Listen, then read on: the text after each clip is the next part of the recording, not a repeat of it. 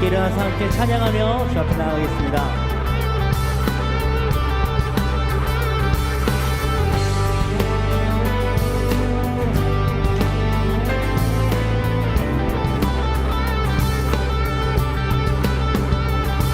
구름 나고 슬픈 모든 나라 전하리 죄사슬 끊기네 주의 찬양 선포할 때 주를 막을 자 누구리 우리 주는 사자 유다의 그 사자 그게 보여하며 함께 싸우시네 주 앞에 모두 경배하리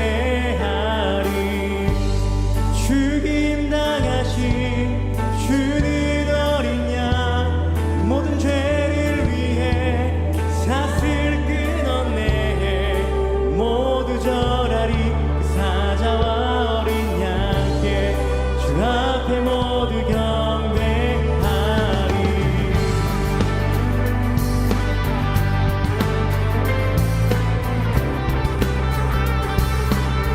문들을 열어라 문들을 열어라 왕의 왕을 맞이하라 구원의 하나님 포로를 해방하시네 주를 막을 자 문들을 열어라 문들을 열어라 왕의 왕을 맞이하라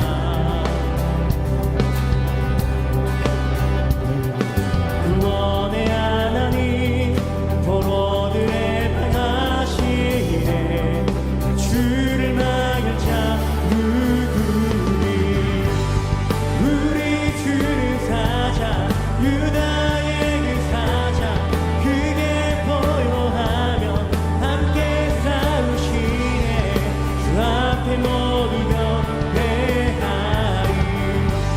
죽임 당하신 주는 어린 양 모든 죄를 위해 사슬 끊었네 모두 절하리 사자와 어린 양께 주 앞에 모두 경배하리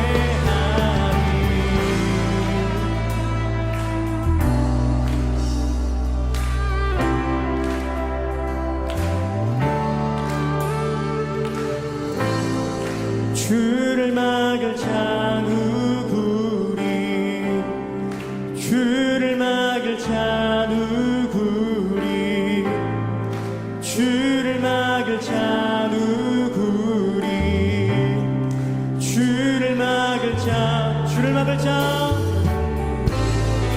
주를 막을 자 누구리 주를 막을 자 주를 막을 자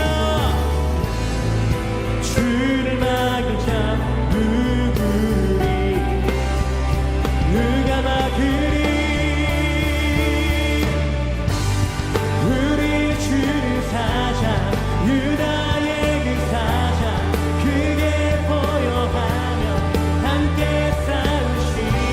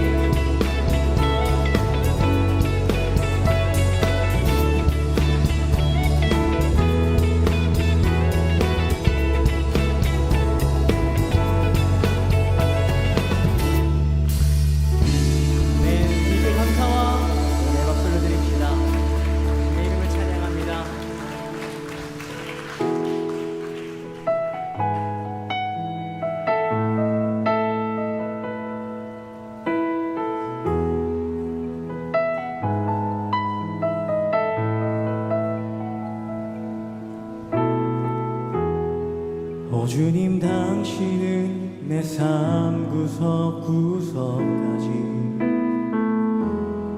감찰하시며 나를 응원하시는 분,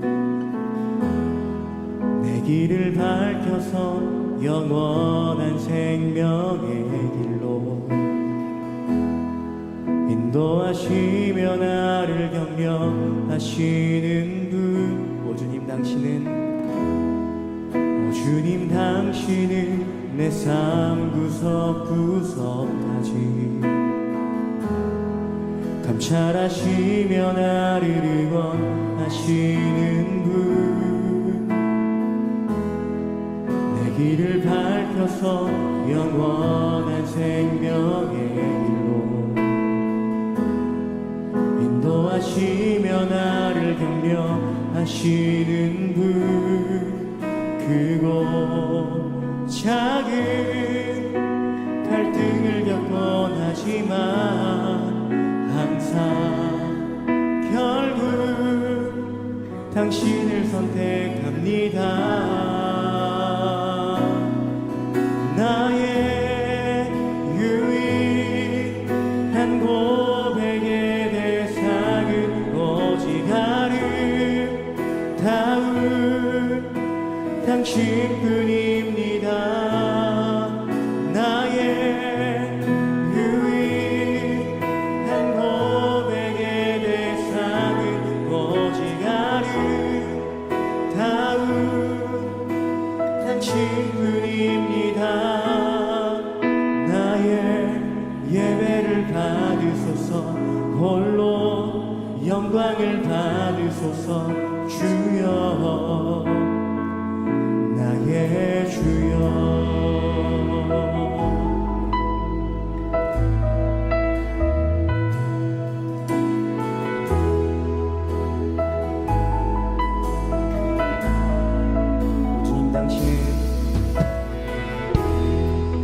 주님 당신은 내 삶 구석구석까지 인도하시며 나를 응원하시는 분, 내 길을 밝혀서 영원한 생명의 길로 인도하시며 나를 격려하시는 분, 크고 작은 갈등을 겪곤 하지만 항상 결국 당신을 선택합니다. 나의 유일한 고백의 대상은 오직 아름다운 당신뿐입니다. 나의 유일한 고백의 대상은 오직 아름다운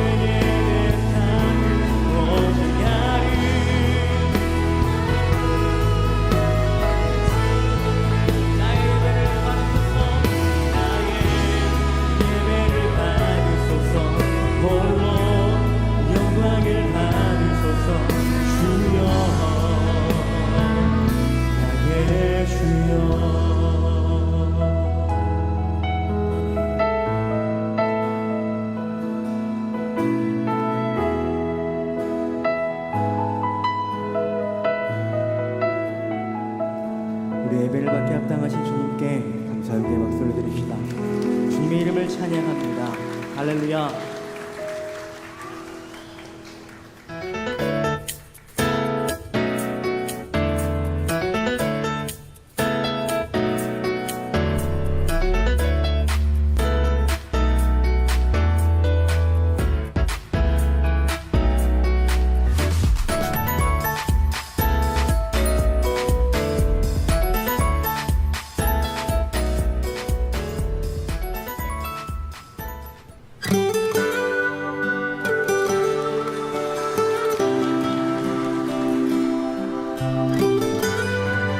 우리를 사랑하시는 주님의 마음으로 함께 찬양하기 원합니다. 마음속에 어려움이 있을 때, 마음속에 어려움이 있을 때, 마음속에 어려움이 있을 때 주님 내게 먼저 오사 내 맘을 만지고 주님 앞에 나올 수 없을 때, 주님 앞에 나올 수 없을 때, 주님 앞에 나올 수 없을 때 주님 날 먼저 안으시네. 그럼에도 불구하고 날 사랑하시는 내 하나님의 사랑 나의 모든 걸 덮고, 그럼에도 불구하고 날 안아주시는 내 하나님을 부를 때 아버지라 부르죠. 우리 아시는 분들은 함께 고백할까요? 마음속에 어려움이 있을 때, 슬픔 때문에 마음속에 어려움이 있을 때, 아픔 때문에 마음속에 어려움이 있을 때 주님 내게 먼저 오사 내 맘을 만지고 주님 앞에 나올 수 없을 때, 마음의 상처 때문에 주님 앞에 나올 수 없을 때, 상황이 너무 어려워서 주님 앞에 나올 수 없을 때, 그때 주님 날 먼저 안으시네. 그럼에도 불구하고 날 사랑하시는 내 하나님의 사랑 나의 모든 걸 덮고, 그럼에도 불구하고 날 안아주시는 내 하나님을 부를 때 아버지라 부르죠.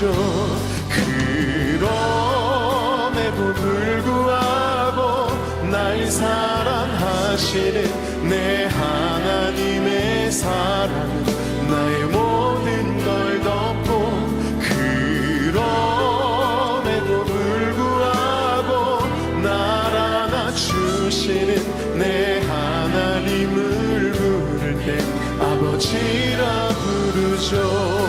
한번 들어보세요. 내 하나님 그분은 아시죠. 어려운 말로 위로하지 않죠. 너의 한숨을 내가 들었으니 염려하지 말라 했죠. 내 하나님 그분은 아시죠. 어려운 말로 위로하지 않죠. 너의 한숨을 내가 들었으니 염려하지 하지 말라 했죠.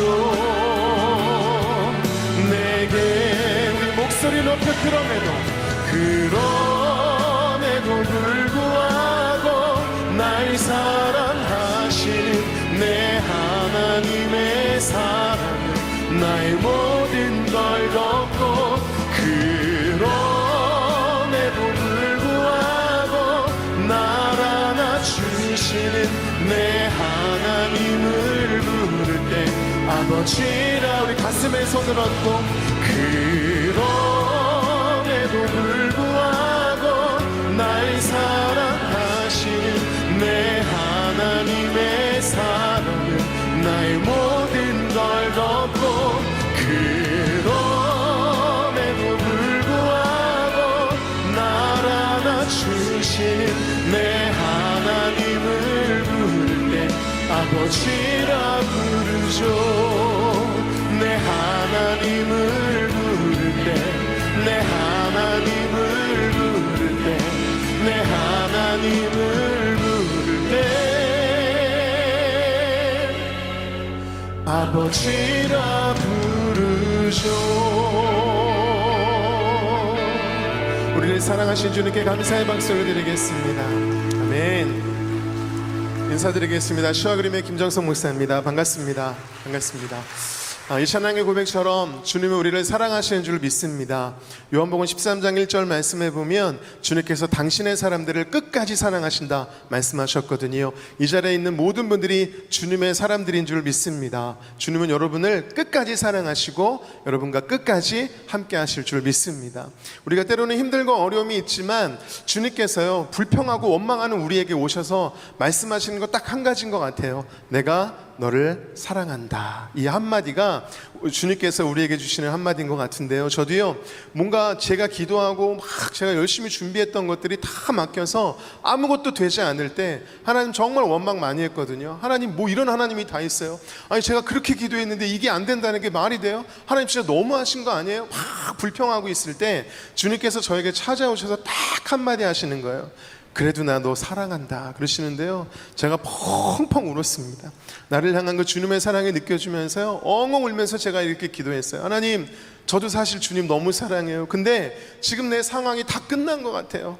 저는 이제 어떻게 하죠? 아무것도 할 수 없는 것 같아요. 그때 주님께서 저에게 하시는 말씀은 정서가 끝난 게 아니다. 나는 너와 끝까지 함께 할 거고 너를 향한 계획을 지금도 이루어가고 있는 중이야. 두려워하지 마라, 걱정하지 마라. 제가 그 음성 듣고 완전히 뒤집어져서 이렇게 사역자로 살 수 있도록 주님께서 불러주셨거든요. 다 끝난 것 같아도 우리가 때로는 불평하고 원망하지만 주님은 우리에게 오셔서 딱 한마디 하십니다. 내가 너 사랑한다. 그래도 나 너 사랑한다. 그럼에도 불구하고 사랑한다. 이 음성을 들을 수 있는 이 시간이 되었으면 좋겠습니다. 주님께서 이 시간 임재하셔서 우리를 찾아오셔서 사랑한다 한마디면 우리 인생은 완전히 바뀌어질 것 같아요. 오늘 말씀을 통해 예배를 통해 그런 은혜가 있었으면 좋겠습니다. 저 시와 그림 작곡가가 다 막혀서 정말 골방에서 혼자 너무나 서럽게 엉엉 울 때 하나님께서 주셨던 곡이 있어요. 임재라는 곡입니다. 이곳에 오셔서 이 찬양을 골방에서 울면서 받았고요. 이 찬양의 이곳은 사실 골방이에요.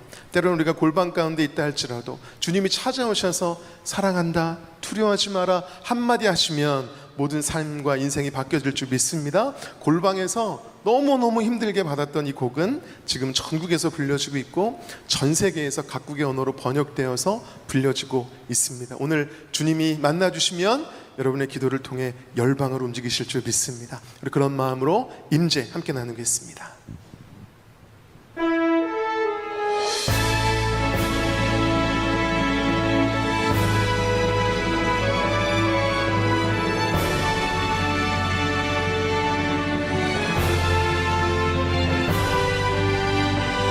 아시는 분들은 함께 고백할까요? 하늘의 문을 여소서,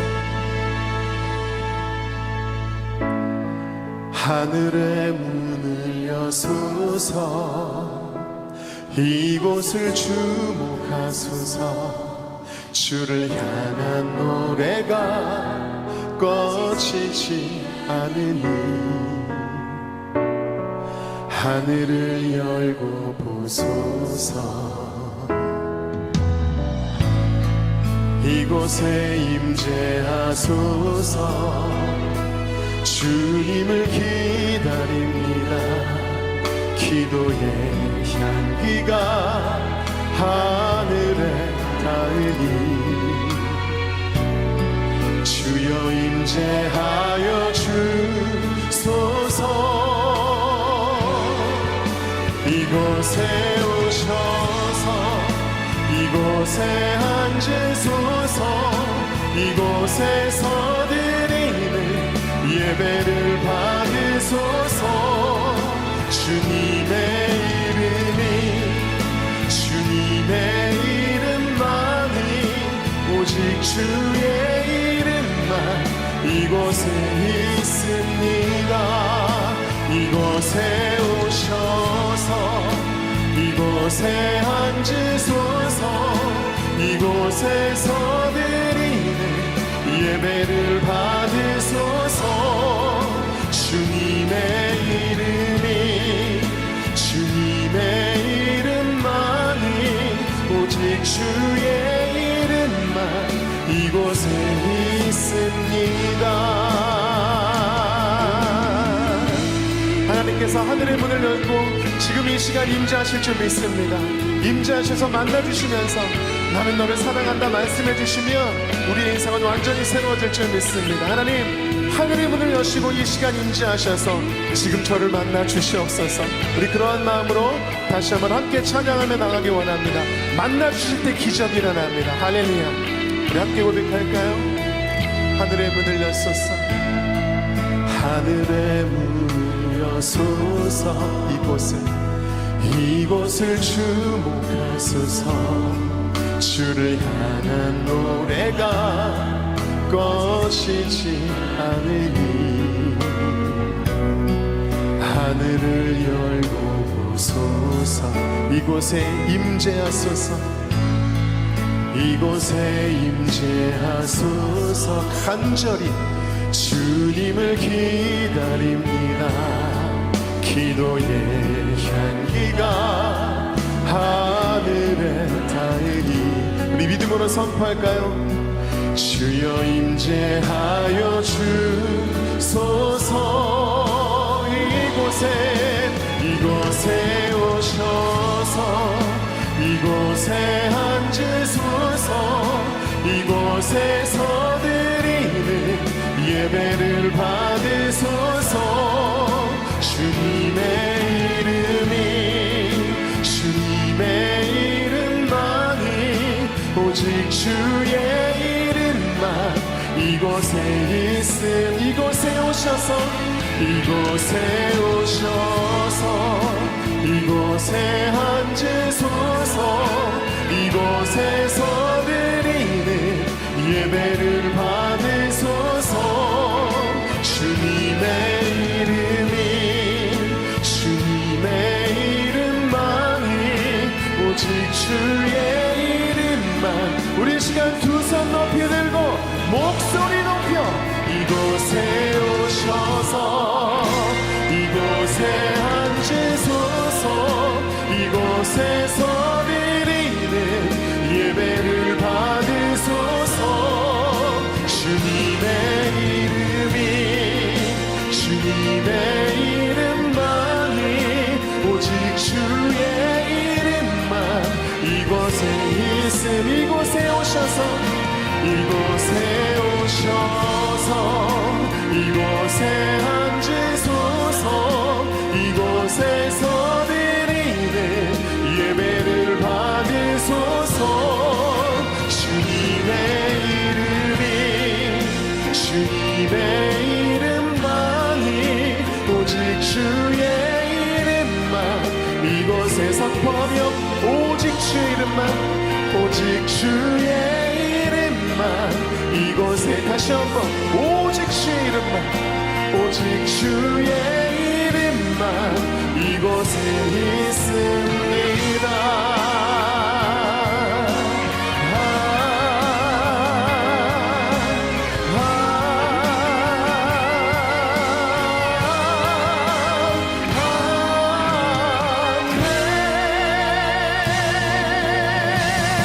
주님께 영광의 박수를 드리겠습니다. 감사합니다. 네, 저희에게 감동적인 찬양 들려주신 우리 김정석 우리 목사님께 우리 다시 한번 뜨거운 박수로 우리 감사의 마음을 표현하겠습니다. 네, 여러분 환영하고 축복합니다. 여러분 오늘 정말 잘 오셨습니다. 이 시간에는 저희 예배 처음 오신 분들 좀 축복하고 선물 전달하려고 합니다. 오늘 처음 오신 분들 위해서 우리가 아름다운 해바라기를 준비했습니다. 우리 일편단심이라는 꽃말을 가지고 있는 예쁜 꽃인데요. 우리 오늘 처음 오신 분들께 좀 선물하려고 합니다. 오늘 처음 오신 분들 용기 내서 손 한 번만 들어주시면 좋겠습니다. 네, 우리 1층 중앙에 계십니다. 우리 박수로 환영하겠습니다. 축복합니다. 잘 오셨습니다. 너무 잘 오셨어요. 네, 또 오늘 처음 오시면 어디 계실까요? 네, 우리 여기 앞에 계십니다. 우리 박수로 환영하겠습니다. 잘 오셨어요. 축복합니다. 너무너무 잘 오셨습니다. 네, 오늘 또 처음 오신 분 어디 계실까요? 네, 손 한번 들어주시면 좋겠습니다. 네, 여기 계십니다. 우리 박수로 환영하겠습니다. 1층 앞에 계십니다. 네, 축복합니다. 잘 오셨어요. 네, 우리 2층에도 혹시 처음 오신 분 계시면 네, 2층에도 계시네요. 우리 박수 한번 환영하고 축복하겠습니다. 네, 잘 오셨습니다. 축복합니다. 네, 또 네, 저기 1층 뒤쪽에 2층 뒤쪽에 또 계시네요. 우리 박수 하겠습니다. 네, 우리 한 분 한 분 우리 박수로 축복하겠습니다. 잘 오셨습니다. 네, 또 처음 오신 분 어디 계실까요? 네, 우리 1층 저쪽에도 계십니다. 우리 박수하겠습니다. 잘 오셨습니다. 축복합니다. 축복합니다. 네, 또 처음 오신 분 계실까요? 네, 저기 또 계십니다. 우리 박수로 한번 환영하겠습니다. 오늘 정말 많이 오셨어요. 네, 축복합니다. 네, 우리 모두 축복해드리고 싶어요. 우리 또 모두 처음 오신 분들, 손 안 대신 분들 우리 한번 들어주시면 또 축복하겠습니다. 네, 지금 처음 오신 분들께서 혹시 같이 오신 분 계시면 우리 함께 잠시 자리에서 일어나 주시길 부탁드립니다. 함께 축복 찬양하도록 하겠습니다. 우리 박수할 때 한번 일어나 주시면 좋겠습니다. 우리 일어나신 분들 축복하겠습니다. 아름다운 하나님의 사랑, 나는 널 위해 기도하며 내 길을 축복할 거야. 너는 하나님의 선물, 네, 마음을 담아 축복합시다. 사랑스러운 하나님의 열매, 주의 품에 꽃 피운 나무가 되어줘. 네, 자리에 앉아도 되겠습니다. 우리 한 번 더 박수로 우리 환영하겠습니다. 네, 이 시간 저희 서로서로 함께 축복하며 나아가겠습니다. 우리 마음을 모아서 다시 한번 같은 찬양으로 축복하도록 하겠습니다. 우리 같이 오신 분들 함께 축복하겠습니다.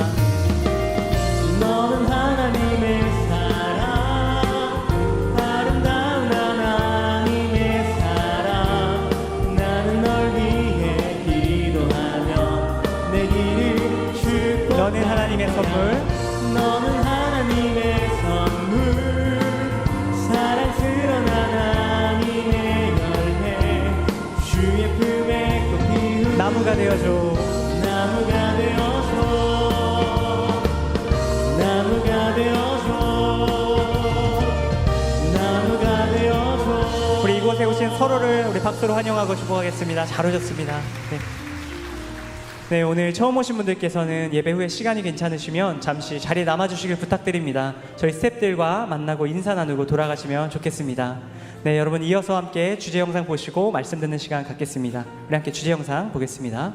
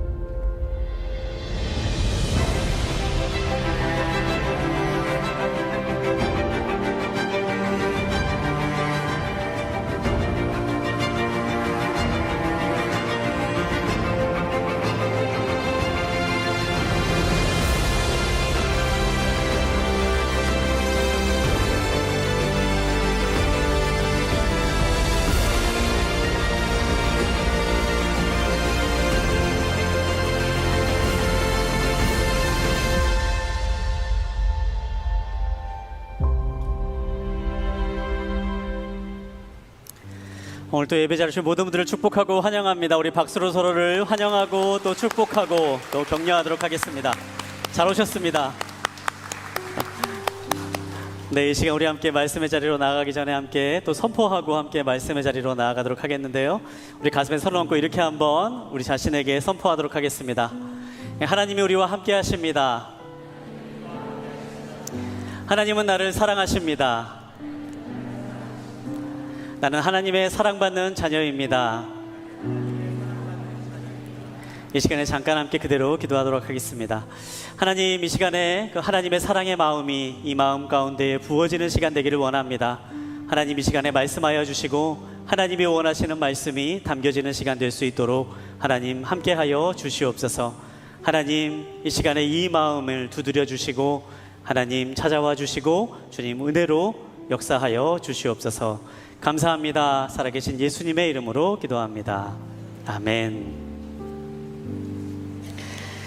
네, 저희가 계속해서 행복을 누리는 삶의 능력, 성품을 주제로 말씀을 나누고 있습니다. 오늘은 이 충성에 대해서 변덕을 극복하는 힘이라는 제목을 가지고 함께 말씀을 나눴는데요.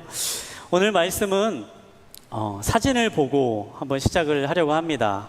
예전에 굉장히 유명했던 사진인데요. 발을 찍은 사진입니다. 아마 이 자리에 계신 분들은 한 번쯤은 다들 한번 보셨을 만한 그런 사진인데요. 한번 사진을 한번 보여주시겠어요? 네, 혹시 이 사진 보신 기억 있으십니까? 발 사진 하면 아마 가장 유명한 사진인 것 같은데요. 세계적인 발레리나, 지금은 은퇴하셨지만 강수진 씨의 발을 찍은 사진입니다. 제가 이 사진을 처음 보았을 때 사실 이 사진이 어디 좀 질병이 있는 분의 사진, 발이 아닌가 이제 그런 생각이 들었는데요. 사실 이 사진은요, 강수진 씨의 남편분이 찍어준 사진이라고 합니다. 이 아내의 발을 보면서 이렇게 특별한 발은 사진으로 남겨둬야 된다라고 말하면서요, 사진을 찍었던 97년도에 찍었던 발의 사진이라 그래요. 이 강수진 씨가 지금은 이제 은퇴하셨지만 현역 발레리나로 30년 동안 활동을 하셨는데, 발레리나로 활동하던 바로 그 기간 동안에는요, 날마다 15시간씩을 연습을 했다라고 합니다. 보통 이 발레리나들이 연습한 시간에 뭐 2배, 3배가 되는 시간을 훨씬 더 많이 연습을 했다라고 하는데요. 그래서 그런지 이 발레리나가 신는 토우 슈즈가 보통 사람들이 한 2, 3주에 한 번씩 갈 정도의 분량을 이 강수진 씨는 매일마다 갈아치웠다라고 얘기를 할 정도로 굉장히 연습을 많이 했다라고 그렇게 이야기를 하죠. 제가 또 한 분의 발을 더 보여드리려고 하는데요. 한 분의 발, 피겨 여왕이라고 불렸던 김연아 선수의 발인데요. 한번 보여주시겠어요? 네, 김연아 선수의 발인데요.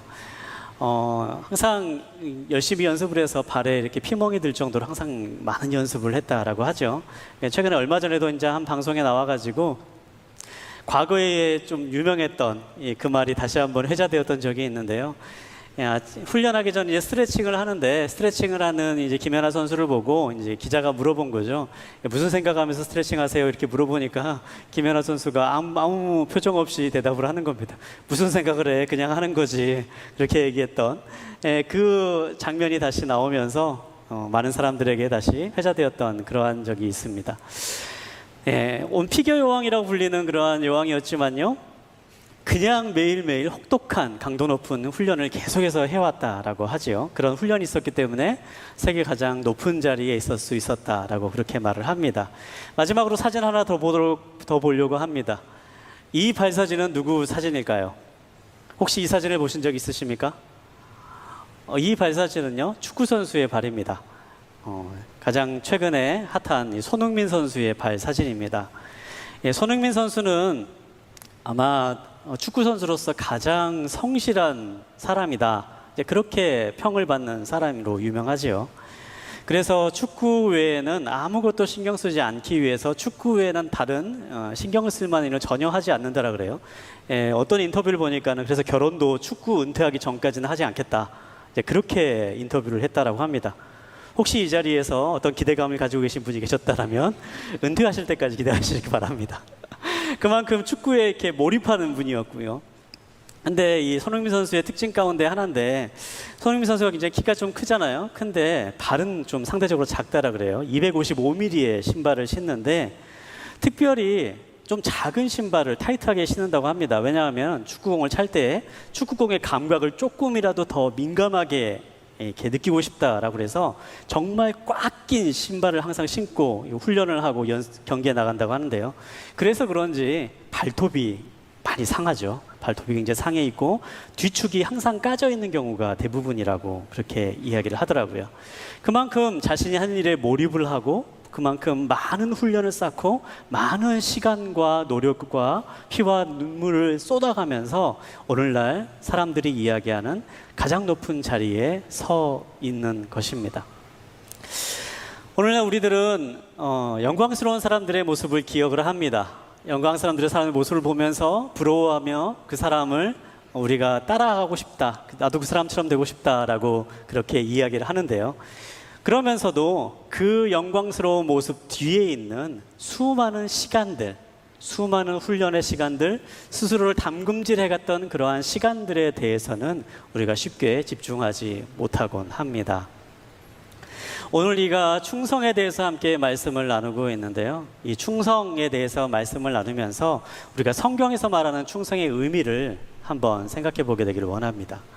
성경에는 그리스도인이라면 면류관을 향해 쫓아나가는 삶을 살아가게 되는데, 그러한 사람들이라면 충성의 삶을 살아야 된다, 신실함의 삶을 살아야 된다라고 그렇게 말씀합니다. 우리가 오늘 함께 이 성경에 나와 있는 충성, 또 다른 말로는 신실함이라고 불리우는 이 말의 의미들을 함께 살펴보면서 우리들의 삶이 바로 그런 승리의 면류관을 향해 나아가는 삶의 여정으로 나아가는 저와 여러분 되시기를 주님의 이름으로 축복합니다.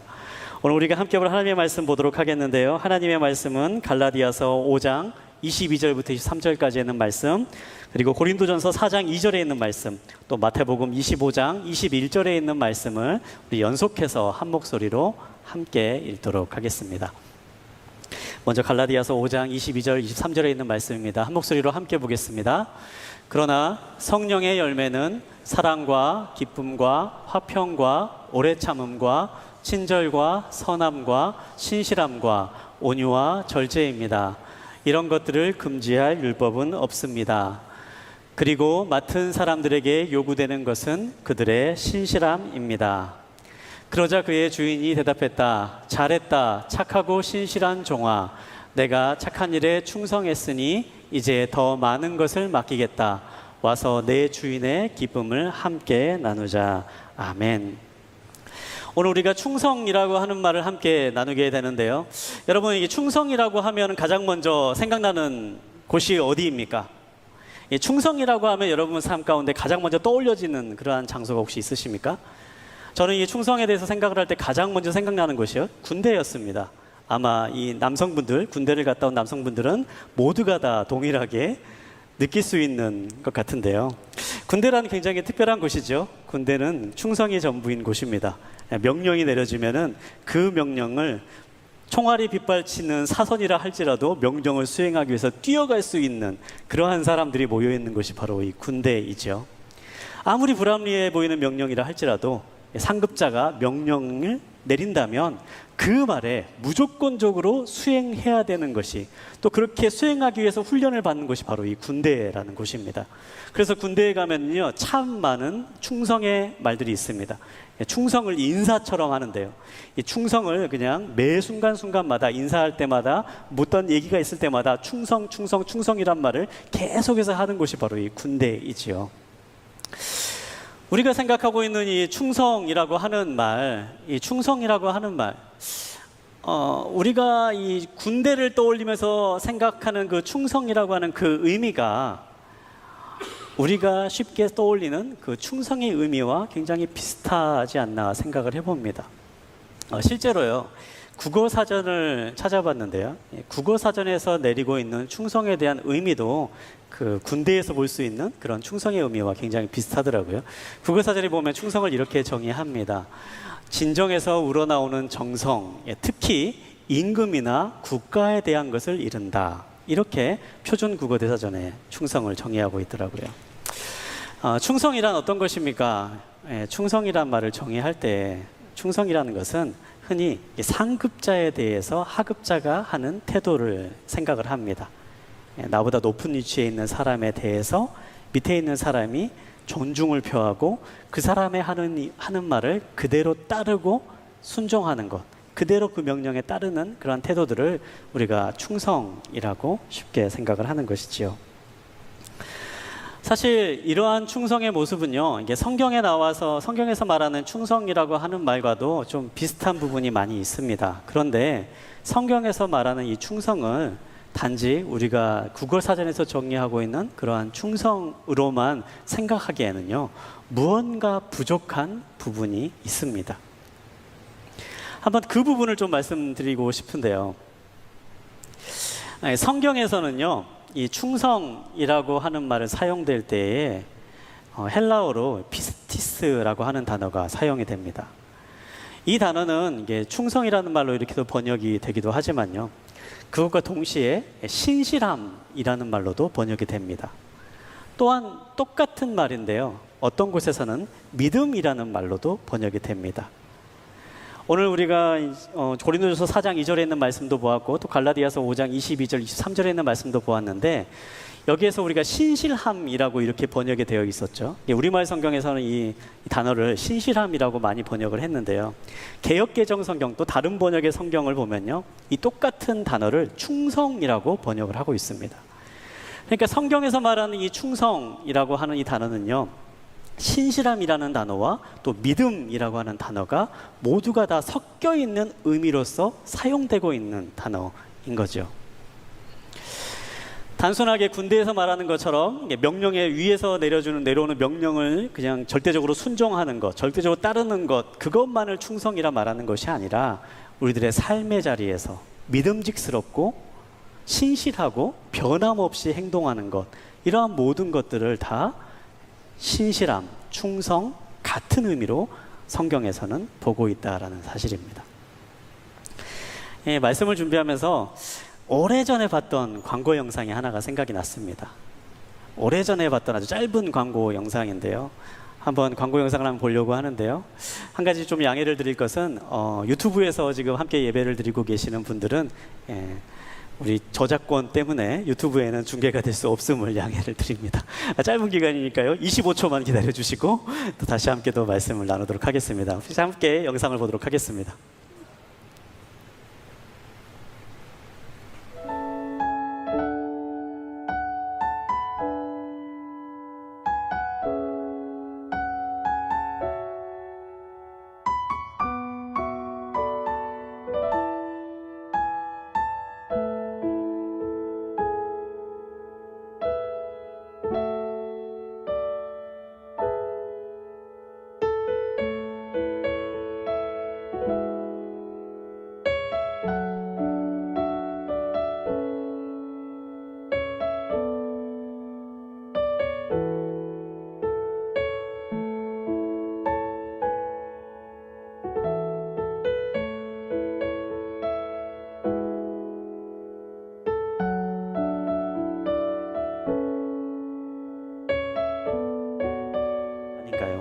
늘 원칙을 지키는 예측 가능한 사람, 그 사람이 믿을 수 있는 사람입니다.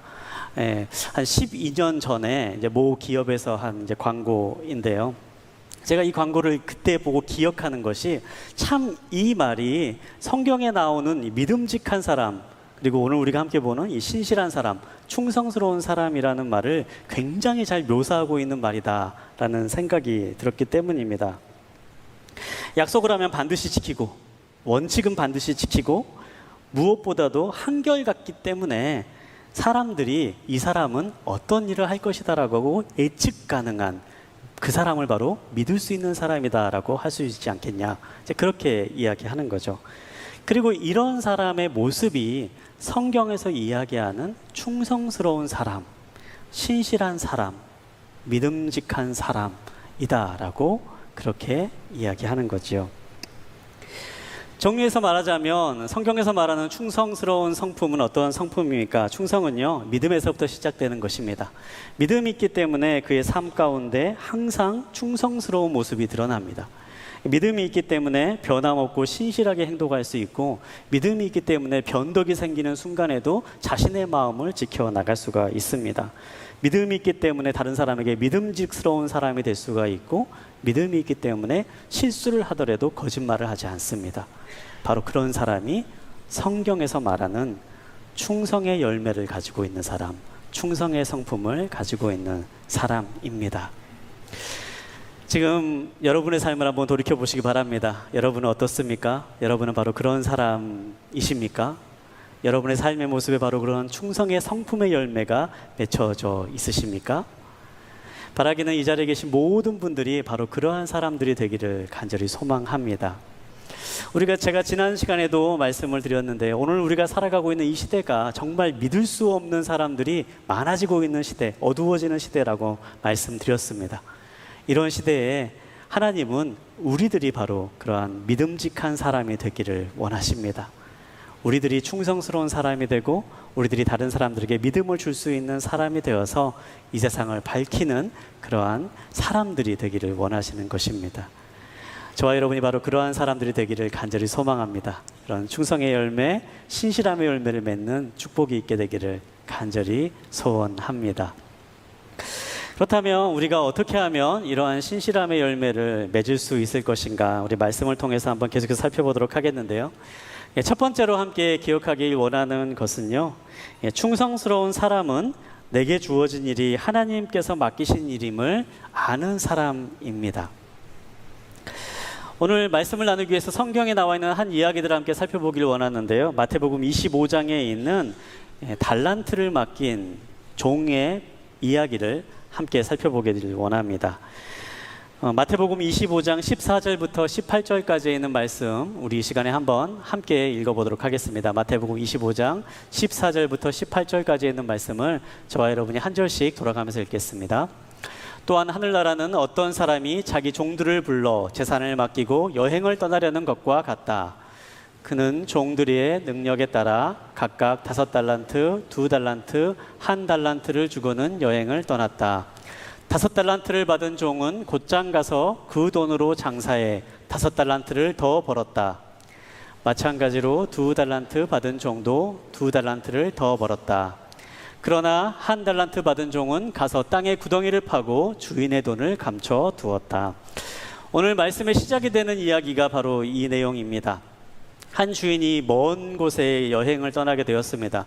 그리고 여행을 떠나면서 자신이 가지고 있던 재산을 종들 가운데 믿을 수 있는 사람들을 뽑아서 맡겨둡니다. 한 사람에겐 5달란트, 한 사람에겐 2달란트, 또 한 사람에게 1달란트를 맡겨두었는데요. 이때 당시 예수님께서 살던 이 시대에는요, 이렇게 주인이 종에게 특별하게 믿음이 가는 종에게 뽑아서 자신의 재산을 맡기고 관리하게 하는 일이 일반적으로 많이 있었던 일이라고 합니다. 특별히 믿음이 가는 종을 선택해서 재산을 맡기고 마음껏 관리하게 한 다음에 그 사람은 특별한 종으로서 특별한 지위를 갖게 하고 또 자유를 어느 정도 갖게 하면서 마음껏 관리할 수 있도록 해주었던 거지요. 이 주인이 바로 그러한 사람이었습니다. 이 주인은 상당히 좀 부자였던 걸로 생각할 수 있는데요. 여기서 나오는 이 달란트라고 하는 돈을 오늘날 시세로 좀 환산을 하면요, 약 1달란트가 5억 원 정도 되는 금액이라고 합니다. 그럼 계산해 보면 이제 대략적으로 액수가 그려지지요. 5달란트를 받았다라고 하는 종은요, 오늘날 돈으로 보면 25억 정도를 받은 겁니다. 2달란트를 받은 종은요, 한 10억이죠. 10억을 받은 겁니다. 그리고 1달란트는 5억을 받은 겁니다. 여러분, 이렇게 된 이상은 차라리 종이 되면 좋겠다라고 생각하시는 분이 계실 수도 있겠는데요. 굉장히 많은 액수들을 이게 종에게 맡겼지요. 그만큼 주인이 이 종을 특별하게 생각했고요. 그만큼 믿었기 때문입니다. 그래서 이 종에게 돈을 맡기고 이 종이 마음껏 이 돈을 통해서 일할 수 있도록 자유도 주고 그렇게 여행을 떠나간 거죠. 그런데 이 돈을 받은 이 종의 모습은요, 2가지 모습으로 갈려지게 됩니다. 충성된 사람과 그렇지 않은 사람. 5달란트 받은 종과 2달란트 받은 종은 충성되게 자신의 일을 다 행합니다. 그래서 5달란트 받은 종은 5달란트를 남기게 되고 2달란트 받은 종은 2달란트 남기게 됩니다. 그런데 1달란트 받은 종의 모습이 문제였습니다. 1달란트 받은 종은요, 그냥 주인이 받은 그 돈을 그냥 땅에다 묻어두고 주인이 왔을 때 그대로 꺼내 놓습니다. 왜 그렇게 했을까요? 왜 이 종이 충성스럽지 못하게 그런 행동을 했을까요? 그 이유가 25절에 나옵니다. 제가 25절에 있는 말씀 읽어드리도록 하겠습니다. 그래서 저는 두려운 나머지 나가서 주인님의 돈을 땅에 감춰 두었습니다. 보십시오. 여기 주인님의 것이 있습니다. 이 종은요, 계속해서 이야기합니다. 제가 주인님의 돈을 땅에 묻어두었습니다. 보십시오. 주인님의 돈이 여기에 있습니다. 이렇게 이야기하고 있는 거죠.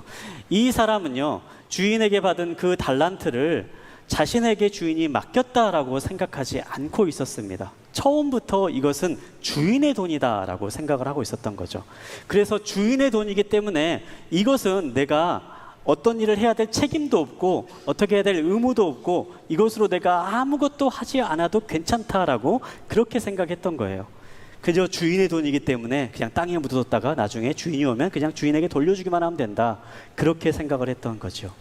바로 여기에서부터 충성스럽지 못한 삶의 모습이 드러난 것입니다. 우리의 삶에서 충성이란 무엇입니까? 충성이라는 것은요, 나에게 맡겨진 일이 하나님께서 나에게 맡기신 일임을 기억하는 데서부터 시작하는 것입니다. 지금 내 눈앞에 있는 일이 하나님께서 내게 맡기신 일이다 라는 것에서부터 기억하는 데서부터 충성된 삶의 열매를 맺는 길을 시작할 수 있는 것입니다. 제가 이 말씀을 기억하면서요, 한 목사님 이야기가 생각이 났습니다. 이 목사님은 원래 처음부터 이렇게 목회를 꿈꿨던 분은 아니고요. 원래 다른 회사를 다니다가 나중에 부르심이 있어서 이렇게 목회를 시작하신 그런 목사님이셨어요. 그래서 이제 이분이 처음에는 이제 무역회사에서 직장 생활을 시작을 하셨는데, 무역회사라는 곳이 뭐 저는 잘 모릅니다만 많은 분들이 굉장히 일이 많은 곳이다라고 그렇게 이야기를 하시더라고요. 그래서 이 목사님이 이제 직장 다니실 때도 이 회사가 굉장히 일이 많기로 유명한 그런 회사를 다녔다라 그래요. 근데 이렇게 회사를 계속 다니면서 굉장히 많은 업무를 처리하고 있는데, 이 목사님이 계속해서 다니면서 그 마음 가운데 굉장히 그 중요한 소원이 하나 있었다라고 합니다. 그래서 그 당시에 목요일마다 이제 본당에서 경배와 찬양이 있었거든요. 그래서 이제 목요일이 되면은 나는 꼭 경배와 찬양을 가야겠다. 이제 그 마음이 마음 가운데 너무너무 간절하게 있었다라 그러는 거예요. 그런데 어떡합니까? 회사에 일이 많은데 어떻게 하면 회사에 말을 하고 이 목요일이만 교회를 갈 수 있을까 고민하다가요, 이 분이 선택한 방법이 월요일부터 수요일까지 무조건 회사에서 야근을 하는 거였다고 합니다. 그래서 혹시라도 일이 밀려서 목요일 날 일찍 나오는데 정시에 퇴근하기 위해서 정시에 나오는데 방해가 될까봐 월요일부터 수요일까지 모든 일들을 다 그냥 처리했다라는 거예요. 그리고 혹시라도 목요일 날 자기가 교회 간다라고 이렇게 정시에 퇴근하는 걸 가지고 다른 사람들이 뭐라고 할까 걱정이 되어서 그 이유 때문이라도 월요일부터 수요일까지는 무조건 그냥 회사에 남아서 야근을 계속했다라고 합니다. 그렇게 성실하게 일을 하고 목요일이 되면 교회 나와서 예배드리고, 그리고 금요일에 다시 또 가서 야근하고, 이제 그런 생활을 계속해서 반복하면서 생활했다라 그래요. 나중에 하나님의 부르심이 있어가지고 이 분이 이제 신학대학원을 가게 되기 결정을 하면서 회사에 사직서를 냈는데요. 그럴 때 이 사직서를 냈을 때 주변에 있는 모든 사람들이 다 뜯어 말렸다 그래요.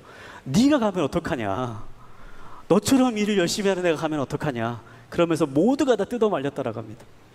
그래서 어떤 과장님은 나도 교회 다니는데 너 그러지 말고 그냥 같이 일하자 막 이렇게 말할 정도로 그냥 다 이렇게 말렸다라 그래요. 근데 이분 지금도 이제 목회를 잘하고 계시는 그런 목사님이신데요. 근데 저는 이 모습이 바로 성경에서 말하는 충성된 삶을 살아가는 삶의 모습이다라고 생각을 합니다. 충성된 사람은 어떤 사람입니까? 하나님께 충성하는 사람이죠. 하나님을 잘 믿는 사람입니다. 하나님을 예배하는 일을 소중하게 여기며 신실한 사람입니다. 그것과 동시에 내가 머물고 있는 자리에서, 사회에 나가서 직장에 있는 자리에서, 가정에서의 자리에서, 내가 머물고 있는 친구들과 있는 그 자리에서도 바로 그곳이 하나님께서 나를 부르신 곳이라는 사실을 기억하며 변함없이 신실하게 행동하는 사람인 것입니다. 하나님의 신실함, 성령의 열매로서의 충성스러움은요, 교회 안과 밖을 가리는 것이 아닙니다. 하나님께서 말씀하시는 신실한 사람은요, 장소를 가려서 신실함의 차이가 나타나는 것이 아닙니다. 어떠한 곳에 있든지 한결같은 모습으로 신앙인의 삶을 살아가는 것, 그것이 바로 하나님께서 말씀하시는, 또 성경에서 말하는 성령의 열매로서의 성품의 충성의 모습인 거지요. 여러분, 우리가 그러한 자리에 서게 되기를 원합니다. 여러분, 어떤 자리에 계십니까? 여러분이 또한 어떠한 사람을 만나십니까? 즉 어떠한 직장을 다니십니까? 바로 그곳이 하나님이 여러분에게 맡기신 자리임을 기억하시기 바랍니다. 회사에 갈 때 서류를 쓸 때도 그것을 우리가 하나님께 맡긴 일로 생각하고 서류를 작성할 수 있게 되길 바랍니다. 사도 바울은 이야기하죠. 모든 일을 주께 하듯 하라라고 그렇게 말하죠. 우리가 사람들을 만날 때도 주님을 만나는 것처럼 만날 수 있게 되기를 원하고요. 그리고 우리가 어떠한 장부를 기록할 때도 이 일을 주님의 일이라고 생각을 하고 정직과 신실함으로 장부들을 쓸 수 있게 되길 바랍니다. 바로 그러할 때에 하나님께서 말씀하시는 바로 이 신실함의 열매가 우리 삶의 자리에 맺히게 되고 또한 더 큰 은혜의 자리로 우리를 인도하게 될 줄 믿습니다. 두 번째로 우리가 이 신실함의 열매, 충성스러움의 열매를 맺기 위해서 기억하기 원하는 것은요, 충성스러운 사람은 하나님의 마음을 아는 사람이다라는 것입니다. 다시 마태복음 25장에 있는 이야기로 돌아가서요, 이 한 달란트 받은 충성스럽지 못한 사람의 이야기, 그 사람이 했던 말을 다시 한번 살펴보기를 원합니다. 한번 24절과 25절에 있는 말씀인데요, 24절과 25절에 있는 말씀을 제가 한번 읽어드리겠습니다. 그때 한 달란트 받은 종이 와서 말했다. 주인님, 저는 주인님이 굳은 분이라 심지 않은 데서 거두시고 씨 뿌리지 않는 곳에서도 곡식을 모으시는 것을 압니다. 그래서 저는 두려운 나머지 나가서 주인님의 돈을 땅에 감춰 두었습니다. 보십시오, 여기 주인님의 것이 있습니다.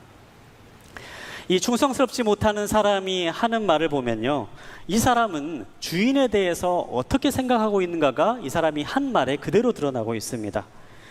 주인은 어떤 사람인가? 주인은 심지도 않은 데서 거두는 사람이고 씨를 뿌리지 않는 데서 곡식을 달라고 하는 사람입니다. 이렇게 표현하고 있는 거죠. 제가 예전에 들었던 얘기인데요, 이런 얘기를 이제 제 친구가 한 적이 있어요. 하루는 이제 형이 너무 자기를 괴롭힌다고 싫다고 얘기하면서 형이 한 얘기를 저에게 얘기를 하는 겁니다. 아, 우리 형은 정말 나쁜 사람인데 나한테 1,000원짜리 한 장 주면서 매점에 가가지고 햄버거 사오고 새우깡 사오고 우유 사온 다음에 500원 남겨오라 그런다. 이제 그렇게 얘기를 하는 친구 얘기를 푸념을 들은 적이 있어요. 그런데 그게 바로 이 한 달란트 받은 사람이 생각하고 있는 주인의 모습인 거죠. 거두지도 않는, 그냥 심지도 않은 데서 거두기를 원하고 씨를 뿌리지도 않은 데서 달라고 하는 바로 그런 사람이 바로 주인님이지 않습니까? 그렇게 주인을 악한 사람으로 생각하고 있었다라는 것입니다. 주인이 정말 그런 사람이었을까요? 이후에 나오고 있는 말씀을 보면 주인이 어떤 사람인지 그 주인의 진짜 모습을 알 수가 있는데요, 마태복음 25장 21절에 있는 말씀을 우리 한번 한 목소리로 이 시간에 함께 보도록 하겠습니다. 함께 보겠습니다. 시작. 그러자 그의 주인이 대답했다. 잘했다. 착하고 신실한 종아. 내가 작은 일에 충성했으니 이제 더 많은 일을 맡기겠다. 와서 내 주인의 기쁨을 함께 나누자. 아멘. 이 말씀은요, 5달란트, 충성되게 일한 5달란트 받은 종하고 2달란트 받은 종에게 공통적으로 하신 말씀입니다. 여기에서 주인은 어떻게 얘기합니까? 잘했다. 착하고 신실한 종아. 내가 작은 일에 충성했으니 이제 더 많은 것을 너에게 맡기겠다. 그러니 이제 나의 기쁨에 함께 참여하자. 이렇게 얘기하는 거예요. 5달란트 받은 종이 5달란트 받았다고 더 큰 칭찬을 내리는 것도 아니었습니다. 2달란트 받은 종이 2달란트 남겼다고요? 그 남긴 것을 보고 또 다른 말을 하지 않습니다.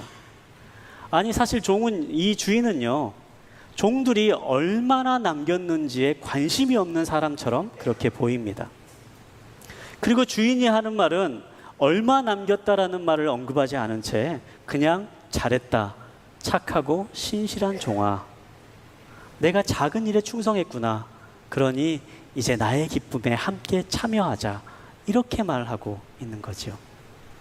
학자들의 말에 의하면 이 당시에 당시에 돈의 가치나 은행에서 주는 이자율이나 또 사채에서 주는 이자율을 감안했을 때에 학자들의 연구에 의하면 이 사람들이 남긴 이게 100%의 수익률이잖아요.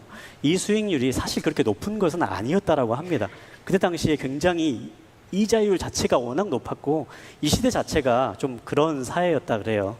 사실 이 사람들이 거둬둔 수익률 자체가 굉장히 많이 거두어둔 것은 아니었다라고 그렇게 이야기합니다. 그럼에도 불구하고 이 주인은 이 사람들을 칭찬하는 겁니다. 무엇을 보고 그렇습니까? 이 사람들이 행동한 것을 본 거죠. 신실하고 충성되게 행동했던 것, 그것 자체가 주인에게는 중요한 것이었기 때문입니다. 여기서 우리가 하나님의 성품을 볼 수가 있습니다. 하나님은 어떤 분이십니까? 하나님은요, 우리가 어떠한 결과를 내느냐를 그렇게 중요하게 생각하지 않으신 분이십니다. 하나님은 우리가 얼마나 많은 성과를 거두느냐를 그렇게 중요하게 생각하지 않으시는 분이십니다. 하나님은 오히려 우리가 어떤 삶을 살아가느냐, 우리가 어떤 사람으로 살아가느냐, 우리가 어떤 행동을 하고 살아가느냐, 이것을 더 주목하시고 이것을 보시며 기뻐하시고 중요하게 여기시는 분이시다라는 사실이죠. 제가 말씀을 준비하면서 예전에 제가 만났던, 제가 중고등부 사역을 했을 때 만났던 한 친구가 생각이 났습니다. 이 친구가 이 피아노를 전공하는 친구였는데요. 하루는 이 피아노를 전공하는 친구가 저를 찾아왔어요. 그래서 자신의 고민을 이제 이야기를 하는데, 얼마 있으면 이제 중요한 콩쿠르이 있는데 콩쿠르를 앞두고 정말 마음이 너무 떨린다라 그래요. 그래서 얘기를 하는데요. 사실 이 친구가 굉장히 학교에서도 그렇고 모든 사람이 생각하기에 굉장히 실력이 충충한 그런 친구였습니다. 연습도 굉장히 열심히 하고 그래서 성실한 그런 친구였어요. 그런데 이상하게도 이렇게 대회에만 나가고 콩쿠르에만 나가면 이렇게 원하는 성적들이 나오지 않는 겁니다. 그래서 그게 걱정이 되어서 정말 중요한 콩쿠르이 있는데 그 콩쿠르를 앞두고 이제 저를 찾아온 거예요. 그러면서 저에게 이렇게 얘기를 합니다. 목사님, 제가 이번에 제가 꼭 나중에 피아니스트가 돼서 하나님께 영광 올려드리는 사람이 되고 싶습니다. 그리고 이번에 콩쿠르에서 꼭 1등을 해서 또 하나님께 영광 올려드리고 싶습니다. 저를 위해서 기도해 주십시오. 이제 그렇게 요청을 하는 거예요. 제가 이제 이 친구를 위해서 이제 간절한 마음으로 함께 기도했습니다. 하나님, 우리 친구가 이제 중요한 콩쿠르를 앞두고 있습니다. 그 콩쿠르에 하나님께서 함께 해주시고 또 좋은 성적 거두게 해주시고 원학을 꼭 1등을 해서 하나님께 영광 올려드리기를 원합니다. 그렇게 주님 함께 해주십시오. 그렇게 기도를 했습니다.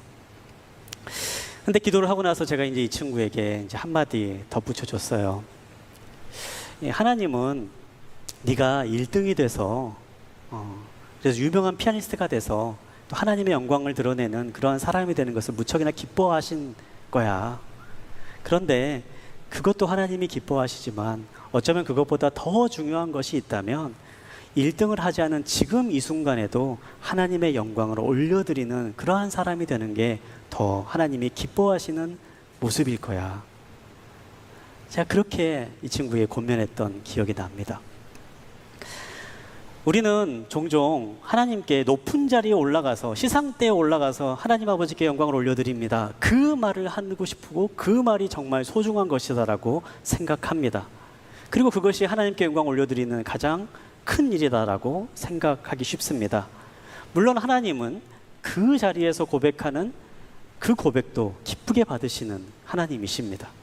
그러나 하나님은 그러한 영광의 자리에 우리가 오르지 못한다 할지라도 우리들의 삶의 자리에서 하나님을 신실하게 믿고 우리의 삶의 자리에서 나에게 주어진 바로 이 일이 하나님께서 주신 일임을 기억하며 최선을 다해 신실하게 살아간다면 하나님은 그 모습을 보시고 똑같이 기뻐하시는 하나님이시다라는 사실입니다. 게으르고 악한 종은 그렇게 생각하지 않았습니다. 하나님은 결과만을 원하시는 하나님이시다. 내가 그래서 무서워서 아무것도 하지 못했습니다. 그렇게 말했습니다. 그러나 5달란트, 2달란트 충성되게 일한 종들은 하나님을 알았습니다.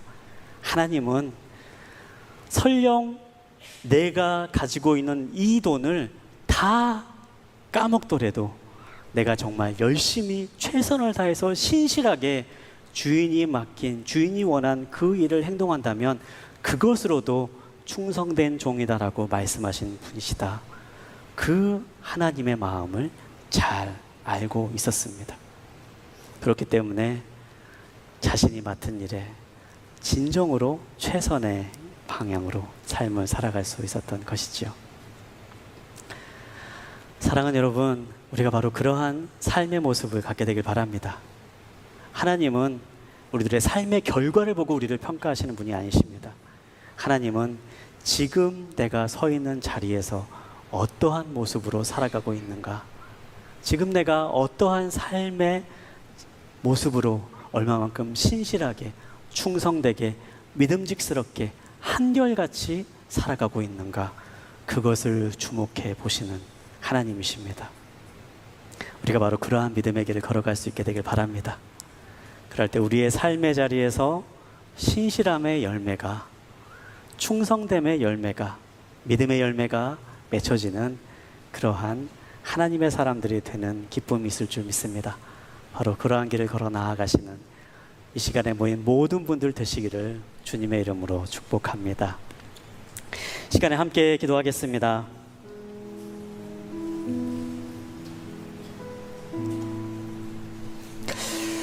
하나님, 이 시간에 우리가 하나님이 원하시는 삶의 모습, 충성의 의미를 함께 살펴보았습니다.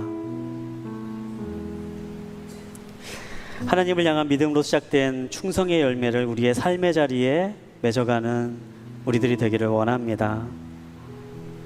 지금 나의 삶에 주어진 이 자리가 하나님께서 맡기신 일임을 우리가 기억할 수 있게 되길 바랍니다. 모든 일을 주께 하듯 하라라고 말씀하신 그 말씀을 기억하며 직장에서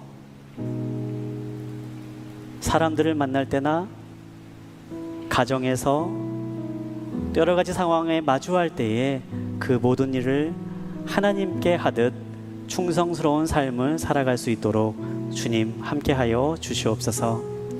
또한 주님 원합니다. 우리들의 삶의 자리에서 하나님의 마음을 기억하며 그 마음을 품으며 살아갈 수 있게 되길 원합니다. 결과를 두려워하지 않고 매 순간순간 우리의 삶의 모습으로 하나님의 영광을 올려드리는 사람들이 될 수 있게 하여 주시옵소서. 우리들의 삶의 행동으로, 우리들의 모습을 통해서 하나님의 살아계심과 거룩함을 드러내는 믿음의 사람들이 될 수 있도록 주님 이 시간에 이곳에 모인 한 분 한 분의 삶에 찾아가 주시고 그 마음을 붙잡아 주시고 하나님 위로하여 주시옵소서. 특별히 이 자리에 세상에서 말하는 평가와 결과에 인한 상처들을 가지고 있는 분들이 있으십니까?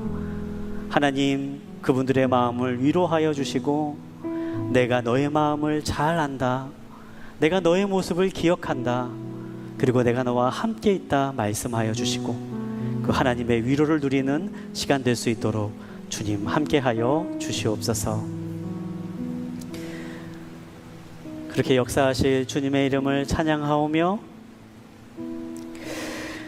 이젠 우리를 구원하신 예수 그리스도의 크신 은혜와 하나님 아버지의 끝없는 사랑과 성령님의 교통하심이 오늘 각 사람에게 주신 말씀을 기억하며 우리들의 삶의 자리에서 충성된 자로서, 믿음직한 사람으로서, 신실한 삶을 살아가는 사람으로서 그렇게 성령의 열매를 맺어가는 삶을 살기를 소망하며 다짐하는 이 자리에 모인 모든 믿음의 식구들 머리머리 위에, 그 가정과 일터와 자녀들 위에, 이 나라의 민족과 또 열방에서 복음을 전하시는 선교사님들 위해 이제부터 영원히 함께 하시기를 간절히 축원하옵나이다.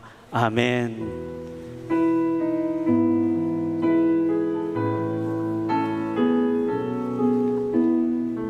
우리 예배를 받으신 하나님께 감사 영광의 박수를 드리겠습니다. 예배를 마쳤습니다. 모두 평안히 돌아가시고 다음 주 이 시간에 다시 만나도록 하겠습니다.